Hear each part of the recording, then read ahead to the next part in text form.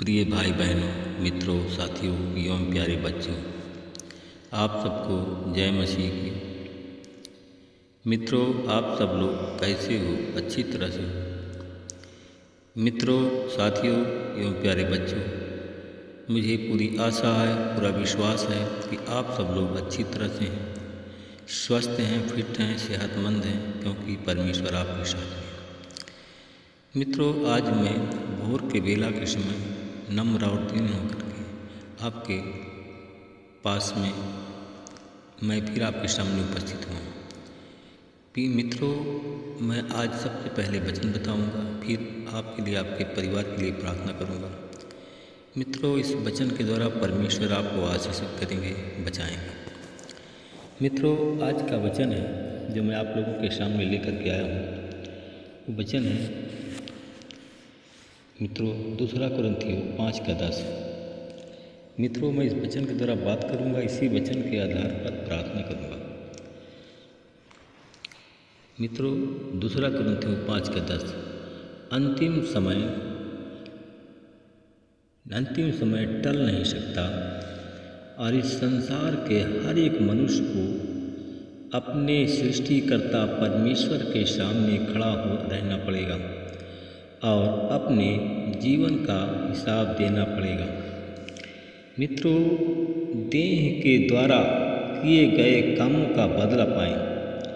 मित्रों, आप जो लोग करते हैं, अपने देह के द्वारा काम करते हैं और उसका बदला आपको चाहिए। मित्रों, हम सब लोग ढाढ़स बांधे रहते हैं। मित्रों, हम सब लोग यानी संयम यानी संतोष किए रहते हैं। मित्रों, हम इस शरीर से अलग होकर के प्रभु के साथ रहना हमें बहुत अच्छा लगता है, चाहे हम जहाँ रहें। मित्रों, इस वचन के द्वारा एक महान सच्चाई प्रभु यीशु मसीह हमें बताता है और वो है अंतिम न्याय। मित्रों, अंतिम न्याय कौन सा है जो मनुष्य टाल नहीं सकता? मित्रों, इस देश का अंतिम न्यायालय है सुप्रीम कोर्ट, और सुप्रीम कोर्ट जो न्याय दिया तो खत्म। मित्रों, परंतु सिर्फ सच्चा न्याय परमेश्वर ही कर सकता है और कोई दूसरा नहीं कर सकता। मित्रों, इस संसार में न्याय करने की जिसकी योग्यता होती है वही न्याय कर सकता है, और वह व्यक्ति है जो जिसमें योग्यता है वही न्याय कर सकता है। वह व्यक्ति है मित्रों परमेश्वर। मित्रों, वह है परमेश्वर, और हम हर एक मनुष्य को उस सृष्टिकर्ता के सामने खड़ा रहना पड़ेगा और उस सृष्टिकर्ता के सामने अपने जीवन का हिसाब देना पड़ेगा। मित्रों, अगर हर एक मनुष्य को मरने के बाद परमेश्वर के सामने खड़ा रहना है, तो इसका सच है कि और इसका सच अर्थ क्या होता है? मित्रों, जैसे एक लड़का स्कूल में पढ़ता है और साल के अंत में 12वें महीने में वह परीक्षा भवन में जाता है। आज मित्रों, जब वो परीक्षा भवन में जाता है तो आज उसको 3 घंटे का समय मिलता है। 12 महीने पढ़ता है, 11 महीने पढ़ता, 12वें महीने उसको पेपर लिखने के लिए 3 घंटे का समय मिलता है, और कुल मिलाकर के जो लिखता है मित्रों, इसी प्रकार उसको पेपर कितने होते हैं मित्रों? उसको लगभग 6 पेपर वो लिखता है,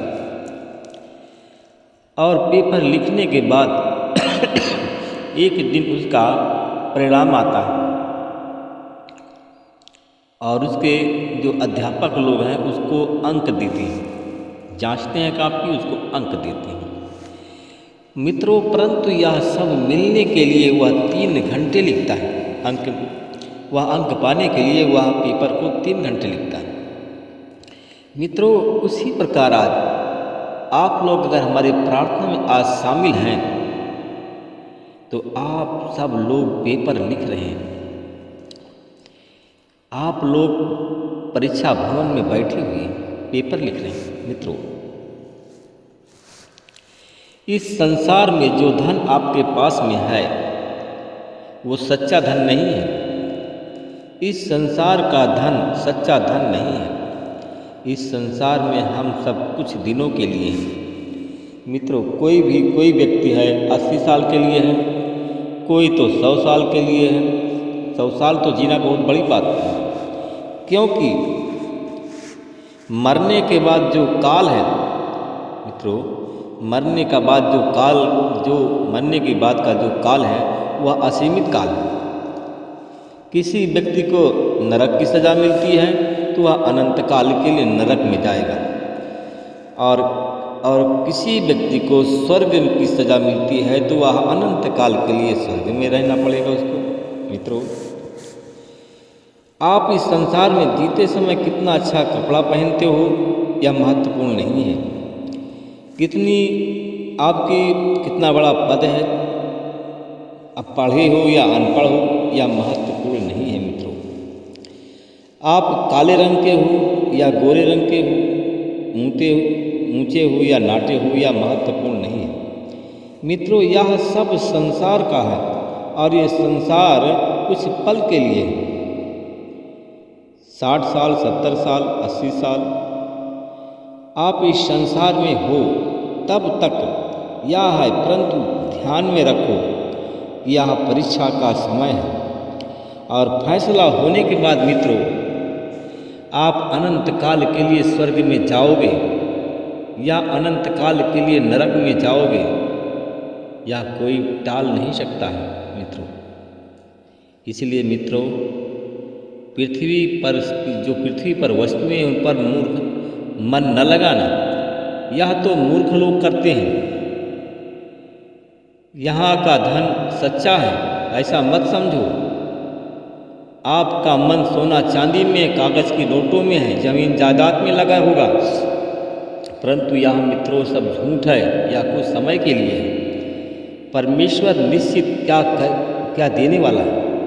मित्रों, आप लोग देखिए, क्या परमेश्वर निश्चय क्या देखता है आपको? क्या आपने इस संसार में परमेश्वर पर और मनुष्यों पर प्रेम किया है? क्या आपने परमेश्वर की आज्ञा का पालन किया है?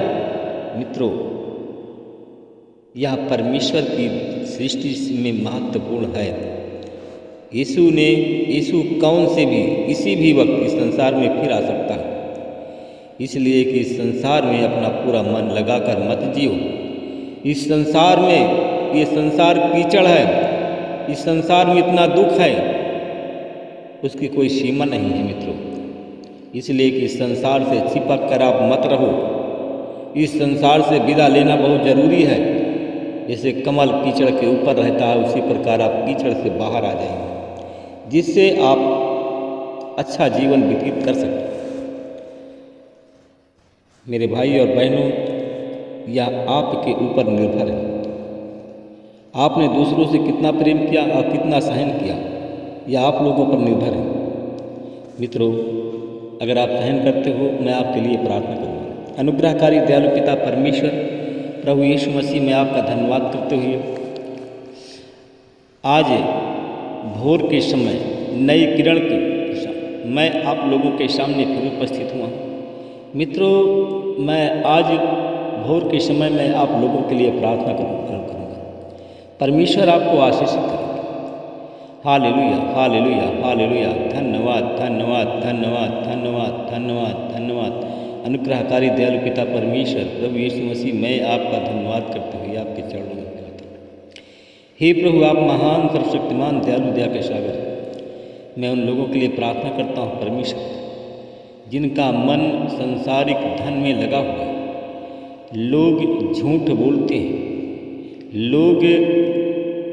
लोगों का मन कागज़ की नोटों में लगा हुआ है, सोना चांदी जमीन जायदाद में लगा हुआ है। लोग एक दूसरे हत्या करते हैं कागज़ की नोटों में, लालच के चक्कर में आकर दूसरों की हत्या करते हैं कागज़ की नोटों में, और लालच में आकर के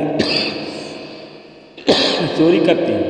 मैं ऐसे लोगों को देखता हूँ परमेश्वर, कि वो लोग गड्ढे में जा रहे हैं। आप प्रार्थना भवन में बैठे हैं, मैं परमेश्वर पिता में धन्यवाद करता हूँ। जो लोग प्रार्थना भवन में बैठे हैं, परीक्षा दे रहे हैं, प्रार्थना में क्षमा मांग रहे हैं, यीशु मसीह तेरे नाम से उनके अपराध क्षमा किए जाए, उनकी बीमारी का अंत हो, उनकी बीमारी यीशु मसीह के नाम से चली जाए, तो लोग चंगे हो जाए। मैं धन्यवाद करता हूँ। उन भाई बहनों के लिए प्रार्थना करता हूँ जो हमारे भाई बहन डायबिटीज, जो लोग डायबिटीज़ के रोगी हैं, जो लोग शुगर के रोगी हैं, आज यीशु मसीह तेरे नाम से उनको तेरे लहू से धोकर के शुद्ध करता हूँ। जो ब्लड प्रेशर के रोगी हैं, डायबिटीज़ के रोगी हैं, परमेश्वर पिता हमारी प्रार्थना में जुड़े हुए प्रार्थना सुन रहे हैं, प्रभु जी मैं उनके सर से पैर के नाखून तक तेरे लहू से धोकर के शुद्ध करता हूँ। डायबिटीज़ की बीमारी यीशु मसीह के नाम चली जाए, ब्लड प्रेशर की बीमारी यीशु मसीह के नाम से चली जाए और लोग चंगे हुए। मैं एक बहन को देखता हूँ जिसका पैर फ्रैक्चर हो गया, वह एक्सीडेंट में फ्रैक्चर हो गया, वो बहनें चल नहीं पा रही हैं, वो हमारे भाई चल नहीं पा रहे हैं। उनका नाम AKPN नाम के लोग हैं। ये लोग दिल्ली, राजस्थान, बिहार, यूपी, मध्य प्रदेश के लोग इनका फ्रैक्चर हो गया। इस नाम के लोगों का पैर फ्रैक्चर हो गया। इनके पैरों में तेरे लहू लगाकर, तेरे लहू को लगाकर उनके पैरों में पट्टी को, तेरे लहू को लगाकर पट्टी बांधता हूँ और यीशु मसीह तेरे नाम से इनका जो पैर फ्रैक्चर है और स्वस्थ हो जाए, जुड़ जाए, चंगे हो जाए। मैं धन्यवाद करता हूँ परमेश्वर का। जो बहन ब्लड प्रेशर और डायबिटीज़ के रोगी हैं, हमारी चैनल में जुड़े हुए हैं, प्रार्थना सुन रहे हैं, आज यीशु मसीह तेरे नाम से, यीशु तेरे नाम से उनके डायबिटीज और ब्लड प्रेशर के रोग से चंगाई की मैं आशीष बोलता हूँ। मैं धन्यवाद करता हूँ परमेश्वर का। उन बहनों के लिए, भाइयों के लिए मैं प्रार्थना करता हूँ जो हमारे भाई बहन अल्सर के रोगी हैं, जिनके पेट के लीवर में इन्फेक्शन हो गया। मैं देखता हूँ उनका नाम JPKLRS नाम के लोग, ये लोग यूपी के हैं, MP के हैं, बिहार के हैं, छत्तीसगढ़, झारखंड के इस नाम के लोग। मैं परमेश्वर पिता इनके पेट के लीवर में जो इन्फेक्शन है उसको तेरे लहू से धोकर के शुद्ध करता हूँ, तेरी आशीष बोलता हूँ। मैं उन भाई बहनों के लिए प्रार्थना करता हूँ परमेश्वर पिता। हमारे भाई बहन जो सरकारी नौकरी की लालसा में, सरकारी नौकरी चाहते हैं, उनको सरकारी नौकरी की आशीष बोलता हूँ। KM के लोगों को सरकारी नौकरी मिल गई, मैं इसके लिए धन्यवाद करता हूँ। प्रार्थना, विनती, उद्धार करता यीशु के नाम में, आमीन।